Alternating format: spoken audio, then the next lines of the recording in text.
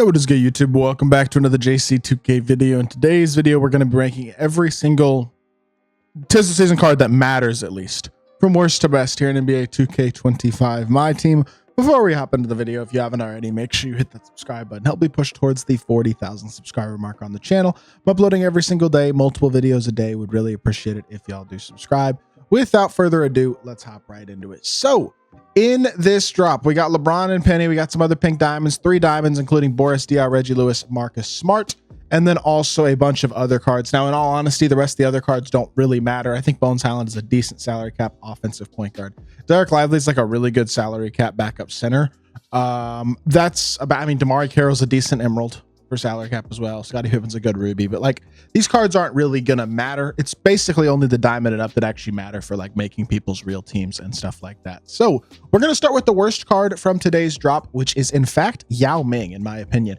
I get that he's 7'6", but he's a 54 3 ball, which means he's going to really struggle to shoot. He will be able to hit a wide open 3, but not with great consistency, and that's going to be about it. Now on the interior, yes, he's great, and he's a great interior defender, but he has 45 perimeter, 52 agility, and 59 speed. He is going to be a liability defensively in terms of his speed, and the lack of shooting as well really limits this card. I do think he's like halfway usable. I will say that because of the fact that he is so big, but I still don't think he's a great card, and I think realistically he is the worst of all the diamond and up from today's drop. Next is Reggie Lewis. Actually not a bad card, 6'7" 2 guard. Just has a really low 3 ball, 73 3 ball. If that was like an 85, 83, it's just 83, he'd be a beast because he's a really good slasher. He's got a good mid-range. His jumper's good. He's an elite level or very, very solid defender. Maybe not an elite defender, but a very good one. 93 speed, 91 agility, 95 vert, 74 strength isn't terrible. He's a good card. He doesn't have like unbelievably complete badges, though, only 21 total badges. And I will say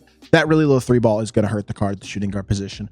But I still think he's a good card, and I think after this, every card in this drop is at least decent. Next, you got Brad Miller. Not a big name, but 6'11" big, can shoot the 3 ball at a really high level. Pretty good dunker. Solid, but not great defender. Good rebounder. 80 speed and agility, 80 vert, 92 strength. Like, not a terrible card. He's got Huff, Deadeye, Limitless, Box Up Beast, Brick Wall, Set Shot Specialist, but he's not an unbelievably elite defender. He doesn't have a top-tier jump shot. And he also is a little bit on the slower end when it comes to our 6'11" bigs. 80 speeds, just lower than you want. You want that in at least the mid 80s at about that size at this point. So I don't think he's a great card, but he is usable at the center position. That is for sure. Next, you got Boris Diaw, who I actually think is kind of a budget beast.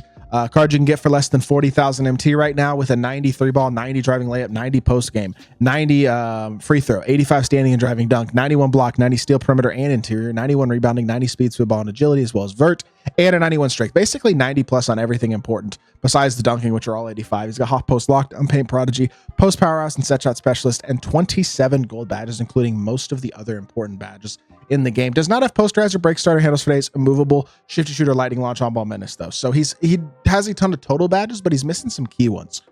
So even if you do add 5 badges to him, he's not going to have like every single badge you want, but he's going to be pretty close. And I do think that when he's badged, especially, he's a very solid card in my team.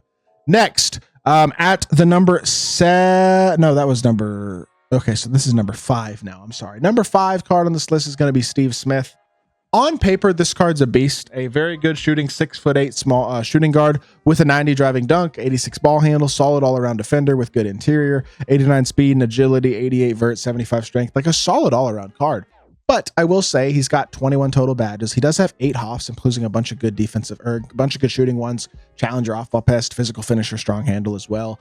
I mean, his badges, once he's badged, are going to be pretty good. He's just not super badged as a base card, but he does at least have most of the important ones, so that's nice. My biggest issue with this card is that his jumper is not that good. I am going to do a gameplay with him tomorrow, and y'all will see what I'm talking about, because I do think he's a decent card, but I don't think he's a great one. I think number 5's probably the right spot for him. Number 4 is Korver, who's one of the best shooters in the game and isn't a liability defensively. He's not a great slasher, though, with only 75 driving dunk. Doesn't have a ton of playmaking.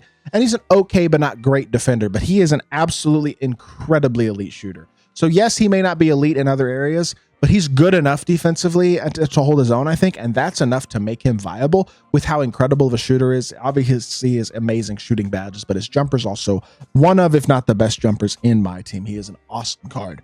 And kind of a no-brainer, I feel like, at number 4.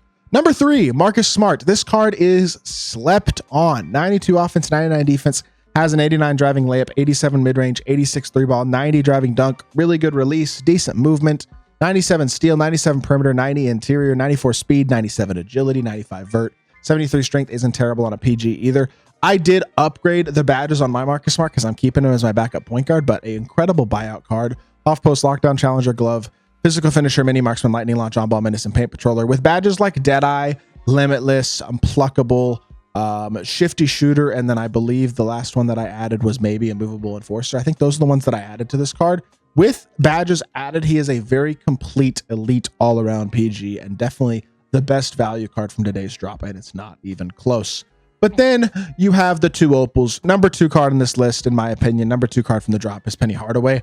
Obviously an incredible card in his own right, has a decent but not top tier release, but he's got the Darius Garland dribble style. He's an elite finishing point guard at 6'7", versatile defender, pretty complete stat wise or badge wise with 31 total badges as a base card, which is really nice. Means he can get all but 4 badges in the game. But is he worth paying $1 million plus MT for? In my opinion, the answer is no. That is too much MT to pay for this card. And the same can be said for LeBron. Best card in the drop, sure. Best small forward in the game, sure. Not enough of a game changer with how limited he is as a playmaker, though, to be worth paying anything close to 2 million MT. I mean, this price tag is just berserk. I would never, honestly. He's an awesome card. He's got an elite jump shot. He's an amazing slasher. He's an incredibly versatile defender. Does everything well except for playmake. His dribble style sucks. But he's a dog. I mean, he is. But he's also not at all worth $1 million or 2 million MT. I mean, his pink diamond's half the price for you, a bunch of extra badges on him. Like this pink diamond right here has 18 Hall of Fame badges. It's going to end for less than $1 million MT. This card is just as good as the opal. It's going to play the exact same. There's no reason to pay for that opal. He is the best card in the drop, but he's not worth buying at all. This is kind of a crappy drop across the board because it's 2 incredibly overpriced, really expensive opals, and then kind of a bunch of meh with Marcus Smart, who's at least a really good budget point guard. But that's about the only exciting part of this drop. That's going to do it for the video. I hope y'all did enjoy. If you did, make sure you hit that like button, leave a comment, and subscribe. Let me know in the comment section down below what you think of this drop. If there are any cards that you actually really like that you want to pick up, if you disagreed with my list at all that type of stuff. Would love to hear your thoughts down in the comment section below. And yeah, I will be back with more 2K content very, very soon. I appreciate y'all. Peace.